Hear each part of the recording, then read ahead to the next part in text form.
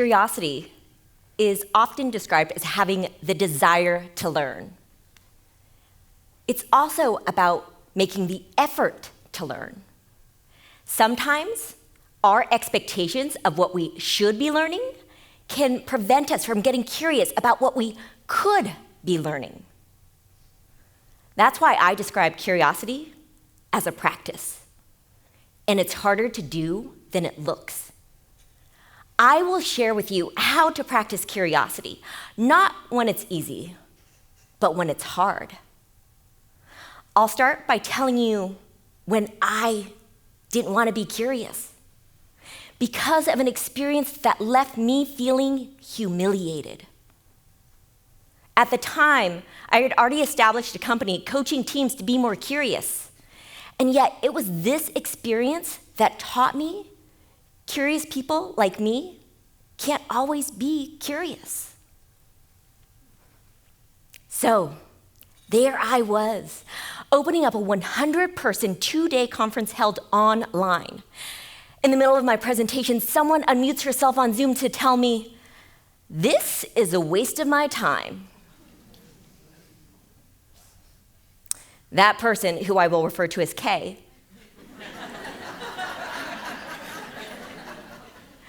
points out that the communication framework I created and was presenting on was irrelevant to the theme of the conference. I was off topic. Other messages questioning me and my work start pouring into the Zoom chat. After what feels like forever, the session ends. I turn off my camera. I cry. I'm hurt. I'm embarrassed. And then I get angry. I hear my inner voice, and it is not the voice of curiosity. What the heck just happened? I have wowed so many people with this presentation before. How could she say that in front of everyone? After I calmed down, confusion set in. That did not go as expected. So, to try to make sense of this all, I started talking to friends, colleagues, even acquaintances to get their feedback. Everyone felt bad for me. After all, right? I had just experienced their public speaking nightmare. Now, while most people just thought Kay was rude, one friend did point out, "Julie, I would have had the same expectations. You were off topic." Her comment made me think about all the times that I had thought, "This is a waste of my time." I bet many of you have felt frustration, annoyance, disappointment, resentment when you didn't get what you had wanted and had expected. Kay was actually just saying it out loud what many of us have silently thought. That's when I realized that there is this difference between what we expect to get and what we actually get. And that this difference can form this mental gap that can prevent us from wanting to learn something new. Now, sometimes we get something better than we had expected. And then there are the times when we don't like what we get. And that's actually when our expectations can prevent us from getting curious. Kay was stuck in her expectation of what I should have been talking about.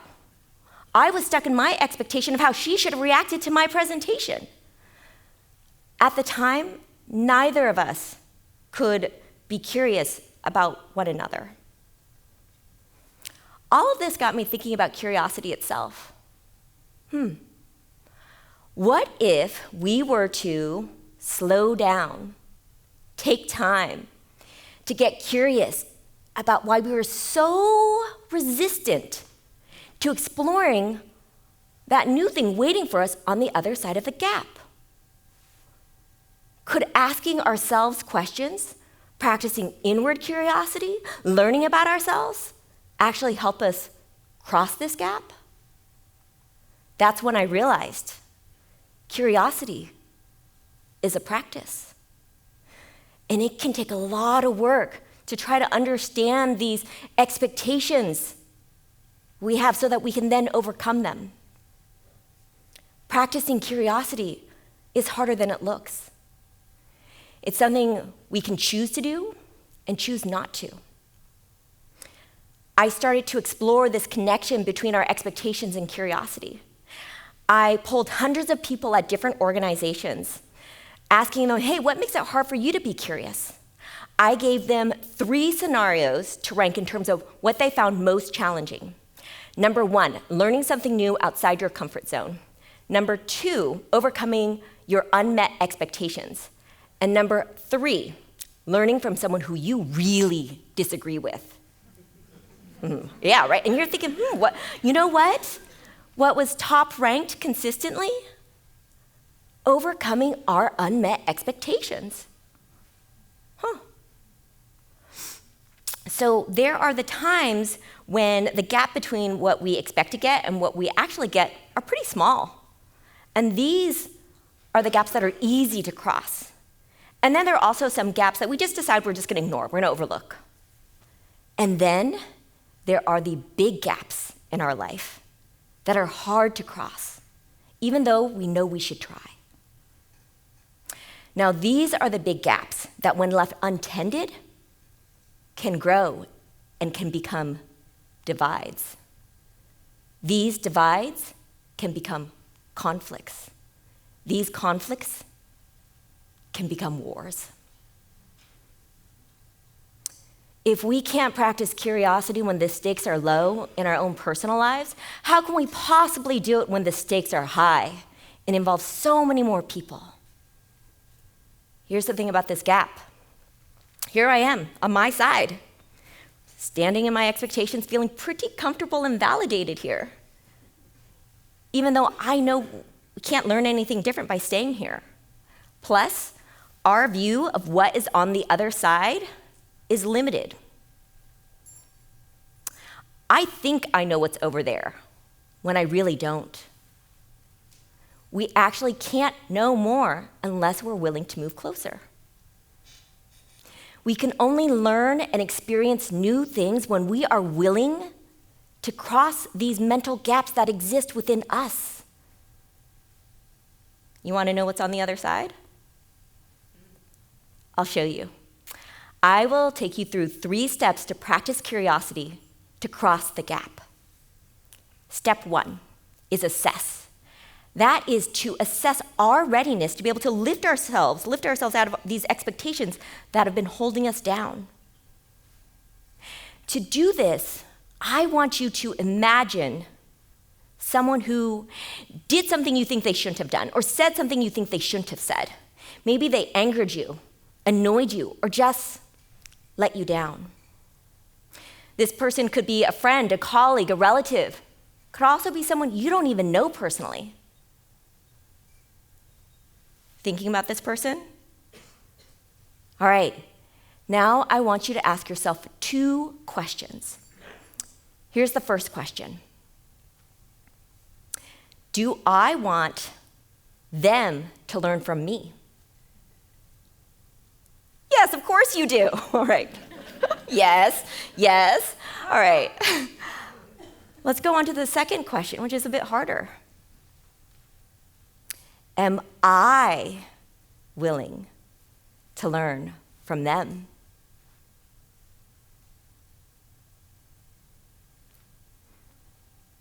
Am I willing?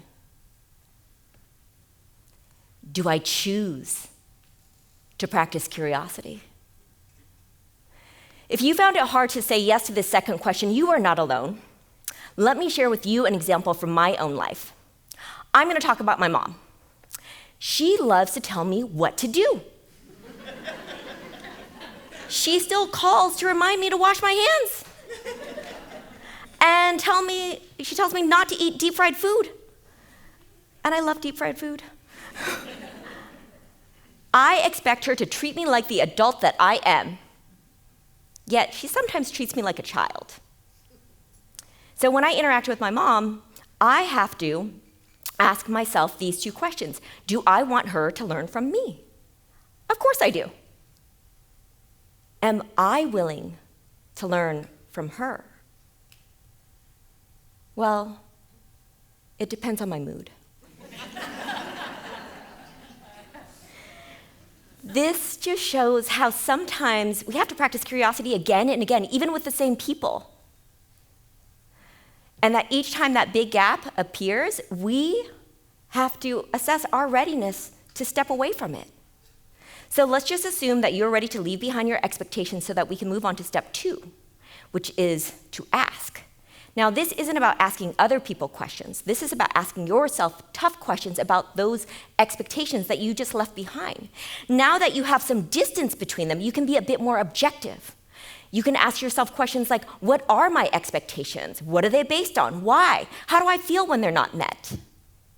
And by asking these questions, you can ask even deeper questions and practice more inward curiosity. Like me, I had to ask myself with Kay, why did I feel so entitled to getting a positive audience reaction?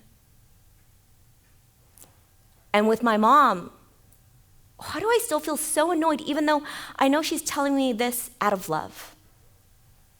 When we are able to recognize and name our emotions, the emotions that we feel around our expectations, like I did with Kay and with my mom, annoyance, entitlement, disappointment, that's when we can really start learning about ourselves. And then we can move on to step 3, which is to share. Now, this is to share what you are learning about yourself, what you answered back in step 2. Now, you can share this with the person who didn't meet your expectations. In case you're not able to for any reason, you can still learn a lot just by sharing it with the people in your life. I never talked to Kay directly, and yet I learned so much by talking it through with my friends and acquaintances. Remember that person who pointed out, hey, Julie, you were off topic? And that led me to think about expectations and curiosity itself. Their reactions and their interpretations can also get us to think about new questions, like with my mom, why is she so concerned about these things? There's something else that happens when we share our stories. People reciprocate. They offer their own vulnerable stories. When I talk about Kay, people tell me when they've been humiliated. When I talk about my mom, they tell me about their own parents.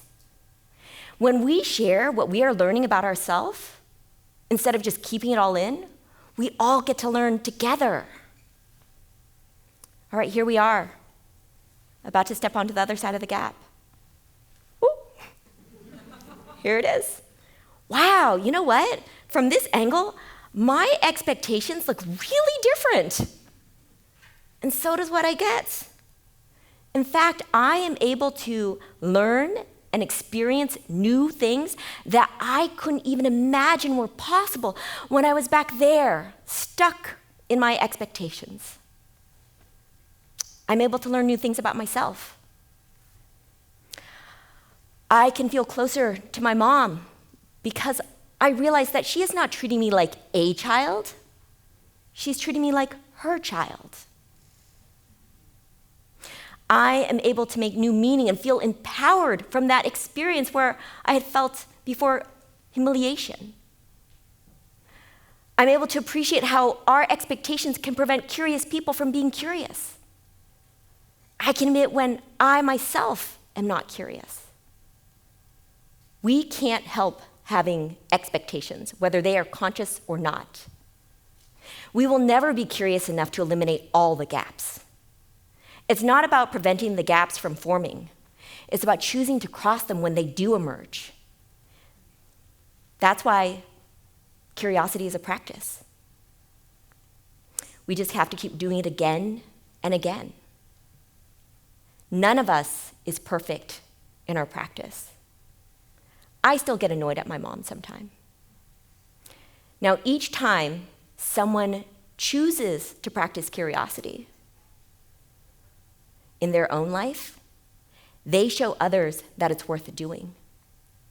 And then those people try to do it in their own lives. And then those people inspire even more people in our world to practice curiosity. Now, Imagine what you might discover, how you might be surprised by what you can learn about yourself when you try to cross the gaps in your own life, when you choose to practice curiosity. Thank you.